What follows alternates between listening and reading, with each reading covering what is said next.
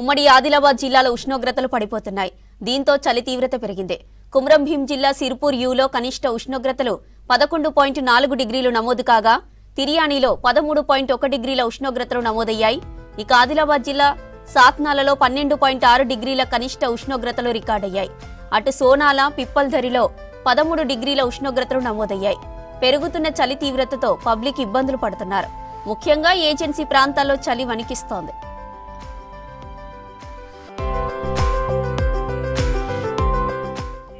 చలితో పాటు జిల్లాను దట్టమైన పొగమంచు కమ్మేసింది. 44వ జాతీయ రహదారిపై పొగమంచు కమ్మేయడంతో వాహనదారులు ఇబ్బందులు పడ్డారు.